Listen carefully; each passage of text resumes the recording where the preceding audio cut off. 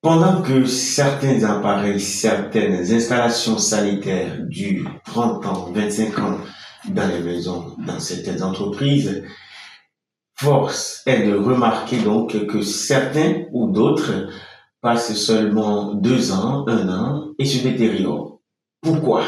La réponse, c'est dans ce numéro 4 du podcast de Monsieur Sam que j'ai le plaisir donc d'animer avec mon invité Jacques Kodovi-Wampa. Il est technicien formateur en plomberie sanitaire et industrielle. Bonsoir Jacques. Bonsoir cher ami. Comment tu vas? Très bien, chez toi?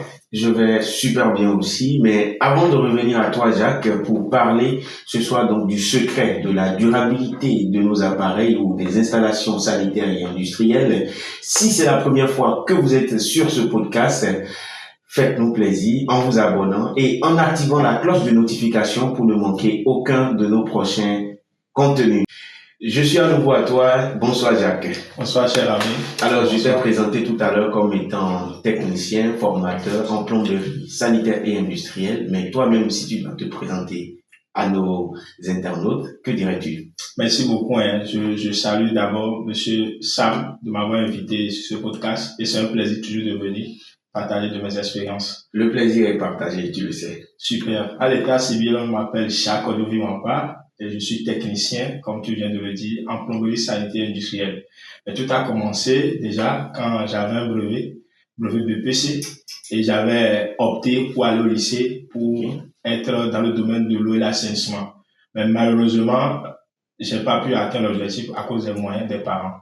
Et donc, mon papa m'a dit de continuer toujours à aller à l'école, le cycle normal. Okay. Et j'ai continué jusqu'en première. Et là, après, arrivé à un moment donné, la condition financière a vraiment diminué. Okay. Ce qui a fait que j'étais obligé d'aller apprendre un métier chez un patron. Okay. Donc, j'ai fait 3 ans chez un patron. Un apprentissage classique. Exactement. Okay. Donc, après, j'ai rejoint un centre de formation professionnelle qui est à Pau, et précisément à Dirarouvet, où j'ai continué ma formation professionnelle. Et donc, lors de cette formation, j'ai eu un brevet de certificat de qualification au métier, qui est la plomberie. Et après, j'ai un certificat de qualification professionnelle qui est équivalent aujourd'hui au CAP en plomberie. D'accord, d'accord. Et donc, en suivant ton développement, tu as plusieurs qualifications professionnelles. Exactement. Dans le métier de la plomberie. Alors, moi, je suis un peu curieux. Tu sais, quand on parle de plomberie, d'électricité et certains métiers artisanaux, c'est pour beaucoup, ce sont des métiers qui sont relégués au second rang, comme pour des personnes qui ne sont pas assez intelligentes. Qu'est-ce qui te motive à t'orienter donc vers la plomberie? Exactement, comme tu le dis, la plomberie a après tout un métier noble. C'est un métier qui est appris à l'école. Et donc, j'ai compris que ça fait partie des métiers qui sont vraiment sponsorisés sur le plan international. Quand tu vois un plombier à l'extérieur bien équipé, qui a suivi une formation pendant 3 ans et plusieurs formations après, tu vas constater qu'il est bien équipé pour servir le peuple, pour servir la nation. Parce que là, il intervient, il participe à faire ressortir ce qu'on trouve dans un bâtiment, c'est-à-dire l'eau. Tu vois un peu. Alors donc c'est en quelque sorte ce désir donc d'être utile qui t'amène vers la plomberie. Exactement. D'accord. À t'écouter également, tu as parlé de difficultés financières et je sais est-ce qu'il y a eu d'autres difficultés que tu as rencontrées durant ton parcours, ta formation que tu voudrais partager avec nous? Exactement. Je vais citer que quand j'étais déjà à ma 3e année de formation dans le centre de métier, j'étais confronté à une situation où c'est dans cette année que mon papa est décédé. Et donc, j'étais obligé d'aller au cours dans la journée et dans la soirée prendre un chantier, travailler la nuit. Wow. Tu vois un peu. Et ça, tu étais déjà à quelle année de formation, tu as dit? J'étais en 3e année. Donc, je devais passer le certificat de qualification métier. Ok. Donc, tu travaillais et tu étais apprenant en journée. Exactement. Et tu étais un peu comme ouvrier la nuit. Exactement. Et ça a duré combien de temps? Ça a duré environ 6 à 8 mois. Wow. Et ensuite, maintenant, quand tu as fini, est-ce que tu peux nous dire un peu comment tu as réussi à t'intégrer dans la vie professionnelle? Exactement. Dès le départ, je croyais que effectivement, après avoir fini ma formation, je pourrais rapidement m'intégrer sur le marché de l'emploi. Mais c'est faux. Après la formation, il faudrait s'intégrer et c'est une autre formation que tu dois apprendre. Tu vois un peu, afin de t'intégrer. Et j'étais obligé maintenant de commencer par suivre les aînés, comme on peut le dire, pour quand même savoir quel chantier il faut prendre, les projets, tu vois, comment planifier les choses pour qu'on puisse quand même arriver à joindre les deux bouts. Alors, merci beaucoup Jacques pour toutes ces explications. Allons-y un peu maintenant vers notre champ, d'accord? Quand on parle d'installation sanitaire, d'appareils sanitaires, qu'est-ce que ça englobe réellement? Exactement, le terme même est frappant. On dit le secret de la durabilité des appareils sanitaires. Et j'ai pris ce terme parce que ça interpelle beaucoup de choses. Je vais citer trois. Le secret, premièrement, ça va partir du technicien plombier. Le technicien plombier, avant de faire un devis, doit vraiment se planifier. Et quand il se planifie, il doit choisir les matériaux appropriés pour faire quoi? Pour faire son travail. Et si déjà la base est faussée, qu'on ne choisit pas de bons matériaux pour faire le travail, ça veut dire que l'appareil ne va pas bien fonctionner. Et là, le client, l'argent qu'il a utilisé dans ce domaine est déjà foutu. Mais fort de constater qu'aujourd'hui, les clients, à force de ne pas avoir une liberté financière appropriée, ils décident d'aller payer les matériaux eux-mêmes sans l'accompagnement d'un technicien plombier. Et après, on constate que les matériaux ne sont pas de bonne qualité et à court de chemin, les appareils commencent à se dégrader. Ok. Là, tu es déjà en train d'entrer dans le cœur déjà de donner. Tu veux commencer déjà à donner les secrets, les clés. Exactement. Maintenant, revenons un peu dans le cadre, par exemple, de la maison. Qu'est-ce qu'on peut désigner, qu'est-ce qu'on peut appeler appareil sanitaire à la maison? Exactement. Merci pour la question. Quand on parle d'appareil sanitaire, c'est beaucoup de choses à la fois. Quand on rentre dans une douche, on parle du WC, on parle du siphon de sol, on parle du lavabo, on parle de la baignoire. Quand on va dans la cuisine, on parle de l'évier. Tu vois, beaucoup de choses qui englobent les appareils sanitaires. C'est tout ça qu'on met dans appareil sanitaire. Exactement. Alors, j'ai entendu parler aussi de appareil industriel. Exactement. Est-ce que c'est les mêmes choses que le terme désigne ou c'est d'autres choses? Exactement. Tu vois, dans le domaine de la plomberie est très vaste. Okay. Il y a le sanitaire, la plomberie sanitaire qui faisait sur les chantiers comme les maisons et autres, les concessions, les bureaux et tout. Mais après, il y a le côté industriel qui englobe l'industrie, tu vois, comme par exemple l'exemple de la transformation de Yahoo Contest, tu vois, c'est l'industrie. Et il faudrait une maintenance régulière pour que les machines puissent fonctionner en bon état. Ok, donc tes compétences vont au-delà même de la maison et interviennent dans les industries. Exactement. Très bien. Alors, nous parlons donc de secret. Qu'est-ce qu'on peut faire réellement, d'accord? Ou du moins, qu'est-ce qu'on devrait faire et que les gens ne font pas et qui fait que certains, quand tu parles de robinet, de lavabo, pour la petite histoire, je me rappelle, il fut une année où j'avais pris un appartement et je crois la première fois où j'étais entré sous la douche, je devais me brosser et je fais un mauvais geste et puis je sais pas comment on appelle le dispositif qui est contre le mur, généralement sous le miroir. Ah, c'est la tablette. La tablette, ça tombe directement et puis ça se casse. Ah.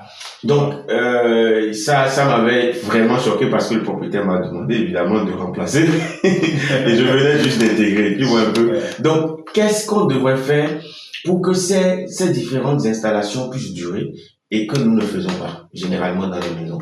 Exactement. Je disais tantôt qu'il faudrait qu'un technicien plombier dans le domaine puisse accompagner le client pour faire le choix des matériaux. Donc, c'est la première des choses. D'accord. Opter pour du matériel de qualité. Exactement. Le technicien plombier doit accompagner le client pour aller choisir les matériaux appropriés. La deuxième chose est que, après installation de ces appareils sanitaires qui sont déjà des originaux, il faudrait que le technicien plombier puisse coacher le client.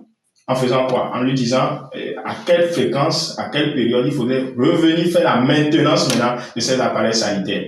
Et même, il avant de même, après avoir dit la période dans laquelle il faudrait venir faire la maintenance des appareils sanitaires, coacher le client sur la manière dont il devrait utiliser ces appareils sanitaires pour qu'ils puissent durer dans le temps. Donc, le choix de l'appareil, c'est-à-dire que des appareils misés sur des matériaux de qualité. Exactement. Maintenant, savoir à quelle fréquence il faut les entretenir et maintenant de quelle façon il faut les utiliser. Exactement. Ah oui, ça fait 3 piliers différents. Exactement. Alors, confirmer ce que tu es en train de dire, tu vois, quand on prend par exemple nos motos, tu vois un peu, à chaque fois il faudrait faire la vidange. Ils sont en train de maintenir cette moto, sinon il y aura... Le moteur va s'écrouler en peu de temps. Exactement. C'est de la même manière aussi pour les appareils sanitaires en plomberie. Il faudrait faire la maintenance périodique et régulière. Et qu'est-ce qui empêche, dans le contexte béninois, qu'est-ce qui empêche les clients de pouvoir actionner ces 3 leviers-là? Est-ce que c'est parce qu'ils ne veulent pas dépenser ou c'est parce qu'ils n'ont pas l'information, à ton avis? Je disais tantôt, tout à l'heure, que il faudrait être informé. L'information est très importante. Et les clients, ils croient que c'est le fait de ne pas appeler le technicien plombier ou bien peut-être que le technicien plombier a déjà donné les conseils qu'il faut par rapport à la maintenance de ces appareils sanitaires, mais les moyens comptent. Mais quand on fait un petit calcul sur le coût qu'on utilise pour faire la maintenance des appareils sanitaires et le coût qu'on utilise pour réparer ces appareils sanitaires, quand nous en viendrons à faire le calcul, vous conviendrez avec moi que certainement que le coût qu'on prend pour faire la maintenance des appareils sanitaires est plus moins que le coût pour rechanger ces appareils sanitaires. D'accord. Donc, c'est d'abord un souci d'information. Exactement. Et là, nous sommes en train d'apporter l'information. Exactement. Alors, pour le client lambda qui est à la maison et qui suit cette émission, par exemple, et qui a appris que il y a ces 3 leviers qu'il faut actionner. Qu'est-ce qu'il doit faire? Quel est le conseil que tu envoies en tant que professionnel? Exactement. Je passe par ce canal pour dire à mes confrères techniciens en plomberie qui ont été formés par moi ou bien par moi dans un centre de formation ou bien dans un lycée technique qu'il faudrait coacher le client. C'est nous qui sommes sur le terrain qui vont dire au client exactement ce qu'il faut faire par rapport à tel appareil sanitaire, comment l'utiliser. Tu vois, même un robinet simple, il faudrait dire au client comment l'utiliser. Ah bon? Exactement. Moi, j'ai déjà cassé beaucoup de robinets. Ça. Tu vois, à force d'ouvrir, de fermer, il arrive des moments où le robinet refuse de se fermer. C'est-à-dire que, est-ce que ces trucs-là aussi n'ont pas une durée de vie qui fait que, bon, à un moment donné, qu'on l'entretienne bien ou pas, ça doit te gâter, non? Exactement. Je voudrais passer par cette occasion pour te dire que, au fait, chaque appareil sanitaire a une notice. Et cette notice, le technicien plombier a droit de le lire. Et maintenant, utiliser cette notice-là pour vraiment coacher ce client, pour lui dire à quel moment, à quelle période il faudrait faire la maintenance de ces appareils sanitaires, pour maintenir ces appareils sanitaires aussi longtemps qu'il faut, pour qu'ils puissent ne pas utiliser de l'argent pour chaque fois pour devoir réparer. Exactement. Donc tu veux dire que un peu comme les médicaments que nous prenons à la formation des notices, le robinet a une notice. Toujours. Ah oui. Toujours. Ah oui. Donc d'où je vois l'importance d'aller à l'école à un moment donné, se faire former avant d'apprendre le métier lui-même, parce que si le technicien lui-même ne comprend pas ce que dit la notice, comment il pourra coacher donc son client. Exactement. Et donc, alors, nous avons parlé, j'essaie de récapituler un peu ce que tu as dit, qu'il faut actionner 3 piliers, à savoir avoir l'information, d'accord, sur la qualité du matériel, sinon même il faut se faire accompagner par un professionnel. C'est même recommandé De se faire accompagner. Après, il faut savoir à quelle fréquence il faut entretenir ces différentes installations et ensuite savoir comment est-ce qu'il faut les utiliser. Alors, quand je reviens dans le cas chez nous, pour la plupart des maisons, c'est des locations. Est-ce que toi, en tant que technicien, tu coaches le propriétaire d'une maison, par exemple, pour que lui, il aille passer l'information à ses locataires, ou tu vas directement en contact avec les locataires? Tu vois, après tout, c'est le propriétaire qui a sa maison et donc il faudrait qu'il puisse commencer par faire la finition de ce bâtiment avant de recevoir ses locataires. Et donc, la procédure que moi j'ai l'habitude d'utiliser, c'est que après avoir installé les appareils sanitaires, j'ai l'habitude de coter le propriétaire et si possible, coter ceux qui sont en train de prendre les chambres, c'est-à-dire les locataires, sur l'utilisation de ces appareils sanitaires. Tu vois, ça va aider les locataires même à ne pas utiliser, à faire des rechanges de certains matériaux qui seraient dans leur douche, mais dans leur cuisine. Et donc, je vais prendre l'exemple de l'évier, par exemple, l'évier de cuisine. L'évier de cuisine, d'autant plus que c'est utilisé à chaque fois, il y a des graisses qui sont dans l'accordéon pour aller vers la canalisation. Donc, du coup, l'accordéon, s'il te plaît, c'est le raccord le petit raccord. Le raccord qui relie l'évier vers la canalisation. Ok, d'accord. Donc, du coup, ce set maintenant se fait périodiquement et donc c'est le technicien plombier qui doit expliquer au locataire, c'est-à-dire au propriétaire, il donne l'occasion d'expliquer au locataire qu'effectivement, tel appareil sanitaire doit être maintenu à telle fréquence. Ok, d'accord. Et donc, si j'ai bien compris, il faut faire un premier travail avec le propriétaire qui, soit il te donne la permission de parler avec ses locataires, soit lui-même, il va vers les locataires pour leur expliquer un peu comment il faut utiliser ceci ou comment il faut utiliser tel autre appareil. Exactement. Et pour donner un fait, tu vois, quand on va dans les hôtels, souvent, on voit des indices, des pancartes qui disent, fais ci, tourne le robinet de telle façon, tourne le robinet de telle façon, tourne à gauche, tourne à droite. Tu vois un peu, c'est des choses que un propriétaire peut mettre en place dans ses installations sanitaires. Tu vois, ça aide plus le conseiller à bien utiliser ses appareils sanitaires et à ne pas à rechanger ces matériaux. Ça, c'est une très bonne idée. C'est-à-dire mettre des étiquettes qui indiquent la façon dont il faut utiliser, s'il faut tourner dans tel sens ou non, pour éviter de gâter les installations. Et il faut même des notes, des petites notes pour signifier à la personne qui n'a jamais utilisé, par exemple, un robinet, ou bien n'a jamais utilisé une colonne de douche. Tu vois, les colonnes de douche, il y a plusieurs sortes de colonnes de douche, par exemple. Si déjà tu n'as pas l'habitude. Qu'est-ce qu'on appelle colonne de douche? Exactement. Parce que la colonne de douche est ce qui reçoit, qui amène l'eau dans la douche, c'est-à-dire avant de se laver, il y a le receveur de douche qui est là, tu es déjà dedans. Ce qui est souvent installé en haut là. Exactement. Donc du coup, c'est ça qu'on appelle colonne de douche. Il y a plusieurs sortes de colonnes de douche par exemple. Et donc c'est à partir de cette note que celui qui n'a jamais utilisé ce système puisse savoir comment l'utiliser. Par exemple, quand tu vas à un séjour à Parakou ou bien à Natitembo que tu n'as jamais utilisé un robinet mélangeur, tu vas rater tout. Je voulais venir à ça. Un jour, je crois que c'était au nord effectivement, ça doit être à Nati. Et bon, tu sais, c'était ma première fois. J'étais allé en mission à l'époque.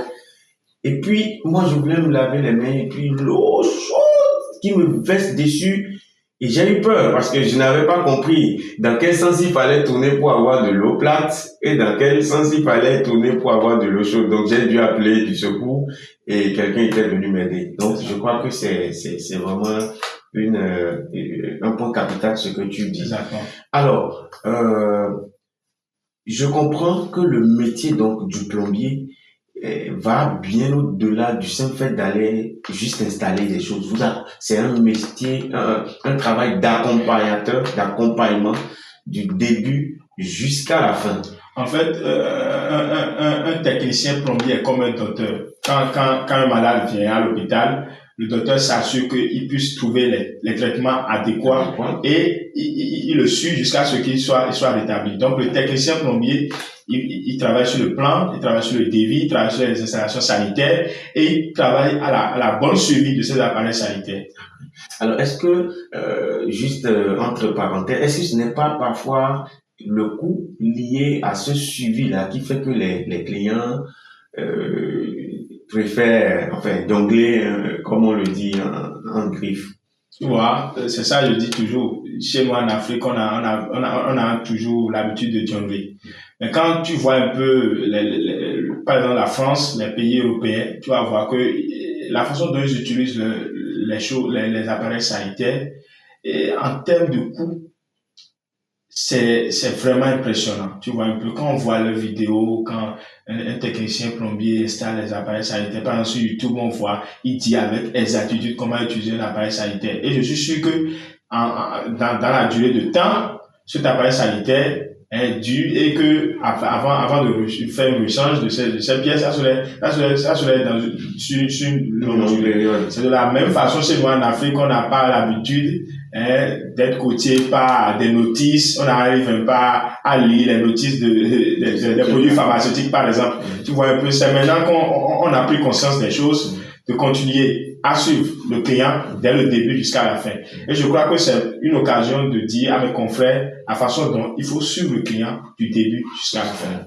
Alors, j'ai bien envie de rentrer un peu dans ta vie de professionnel, de demander le métier de plomberie, enfin de plombier pour professionnel, sanitaire, industriel. Est-ce que ça nourrit son homme au Bénin? Et je disais tantôt que la plomberie est un métier noble. Un technicien plombier qui finit sa formation et qui veut s'intégrer dans le domaine de l'emploi ou bien dans la société ne doit pas s'arrêter là. Il doit commencer d'abord par recevoir une autre formation. C'est vrai, il a reçu une formation pratique professionnelle, mais avant de rentrer dans la vie active, il y a une autre formation. Cette formation t'aide à s'intégrer rapidement dans le domaine de l'emploi. Et donc, il faudrait une bonne planification. Une bonne planification du travail que tu es en train de faire et du coaching dont je parlais tout à l'heure, de la façon dont tu gères tes clients. Supposons qu'un technicien plombier, on l'appelle déjà à 8 heures, il dit viens me faire tel dépannage et là, il vient déjà à 10 heures. Tu vois, déjà le problème, il n'aura pas à régler ce problème-là. Donc du coup, il faudrait être vraiment véridique dans le domaine pour profiter maintenant de ces fruits. De ces fruits. Alors, je vais insister un peu sur la question parce que, tu sais, personnellement, j'ai comme l'impression que ceux qui chassent un peu, ou du moins se repoussent certains jeunes à aller vers ces métiers qui, après tes explications, moi-même, je ne connaissais pas, n'avais pas cette vue aussi noble du métier. Donc, je pense parfois que c'est parce qu'ils se disent que, est-ce que je peux gagner beaucoup d'argent avec ça? Parce que tu vois, quand on est jeune, on est assez ambitieux et c'est pas mauvais non plus parce que le coût de la vie ne fait que grimper. Donc, ils se demandent plombier, est-ce que ça peut me permettre de gérer tout ce que j'ai comme ambition, de nourrir ma famille, etc. Ce qui me ramène encore à ma question. Est-ce que être plombier au Bénin, est-ce que ça permet de bien vivre? Exactement. Je vais encore te répondre pour dire que je suis un exemple. C'est à cause de la plomberie que je suis ici et que j'ai connu Monsieur Sam, tu vois. Donc, du coup, la plomberie est un métier noble. Et donc, ça nourrit. Ça nourrit. Ça nourrit. Parce que la plomberie est très vaste. Ok, on a la possibilité donc de se spécialiser. Exactement. Tu vois, la plomberie, même, il y a 3 phases en plomberie. Tu vois, un technicien plombier qui va sur un chantier commence par la calibration des appareils sanitaires, des tuyaux. Il commence par implanter les tuyaux. Et après ça, on l'appelle encore pour faire l'alimentation, le ceinturage de la maison. Et après encore, il revient pour faire l'installation des appareils sanitaires et faire du suivi. Tu vois un peu ces 4 processus. Et tu es d'accord avec moi que pour ces 4 processus, il faudrait que le client puisse faire sortir de l'argent. Et déjà, en plus de ça, il y a des dépannages. Il y a des suivis. Je me rappelle la fois passée, je suis allé juste faire un contrôle pour une chauffe-eau. Par exemple, le chauffe-eau qu'on utilise de façon domestique ou bien industrielle doit être suivi de près. Parce que le chauffe-eau, quand ça commence par se fondre, c'est difficile de donner de l'eau à un degré donné. Okay. Un degré approprié pour que on puisse l'utiliser. Et donc, il faudrait à chaque fois aller contrôler pour voir si réellement la température est au bon niveau. Donc, du coup, la plomberie est un métier noble. Et je suis pas sûr que je vais laisser la plomberie. Alors, mais la façon dont tu en parles, d'ailleurs, ça donne envie de mieux découvrir au sujet de ce métier. Et je crois un seul épisode ne va pas forcément suffire pour toucher tous les aspects donc de la chose. Puisque nous parlons aujourd'hui donc de secret, donc de la durabilité, est-ce que tu as d'autres choses à ajouter pour que quelqu'un qui a une installation, par exemple, ou des appareils chez lui. Aujourd'hui, nous sommes dans un monde assez moderne. C'est presque impossible d'avoir une maison sans installation sanitaire. Est-ce que tu as d'autres choses, d'autres conseils à envoyer à donner donc à l'endroit des foyers pour que les appareils puissent durer longtemps?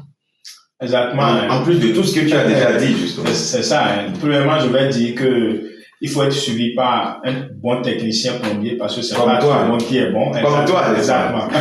Donc, pour recevoir les conseils par rapport à l'utilisation des appareils, je suis disponible. Il y a mon équipe qui travaille en amont, et donc c'est toute une équipe, c'est juste moi qui est venu ce soir, donc c'est toute une équipe, et donc il y aura encore d'autres épisodes, comme tu le dis, on ne peut pas tout dire dans un seul épisode, parce que les appareils, ça y en a beaucoup, et donc on aura encore, si monsieur Sam le permet, on peut encore parler d'autres appareils sanitaires, comment l'utiliser dans l'usage domestique. Je pense que si tu as une bonne discussion avec Sam, il pourrait peut-être laisser ton numéro au bas de l'écran. On l'espère. Pour que les gens puissent te contacter. Exactement. Alors, tu as parlé aussi, tu as une casquette de formateur également. Oui. Tu voudrais rapidement en parler?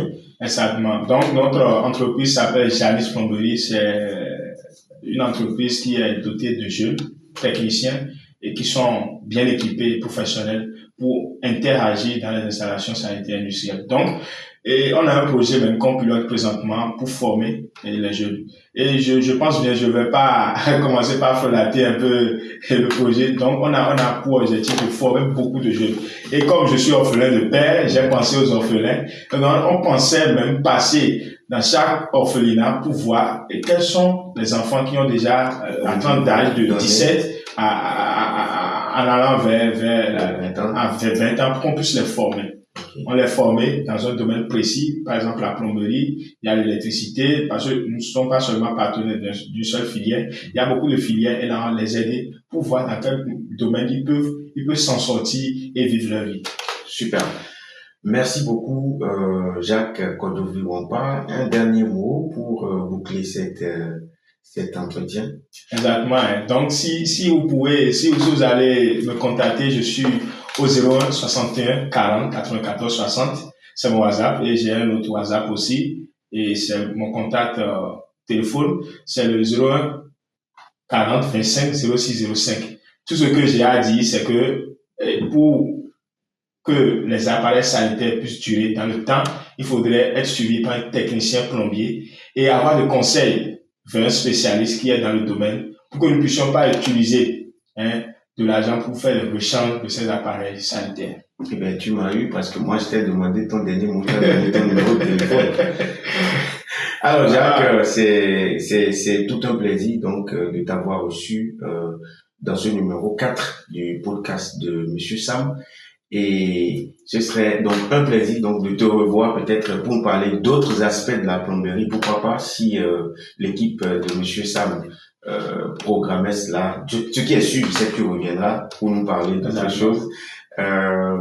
Nous te souhaitons donc bon retour chez toi. Et pour vous qui nous avez suivis, j'espère que vous avez aimé cette émission, ce numéro, comme les autres d'ailleurs. N'hésitez pas à laisser vos impressions dans les commentaires et de nous suivre sur les autres canaux, Facebook, TikTok notamment, et de vous abonner si vous ne l'aviez pas fait. Je suis Oscar Adimi et c'était un réel plaisir pour moi d'avoir conduit ce numéro. Retrouvez-moi très prochainement dans un autre épisode du podcast de Monsieur Sam. D'ici là, portez-vous bien et n'oubliez pas, prenez soin de vos installations sanitaires.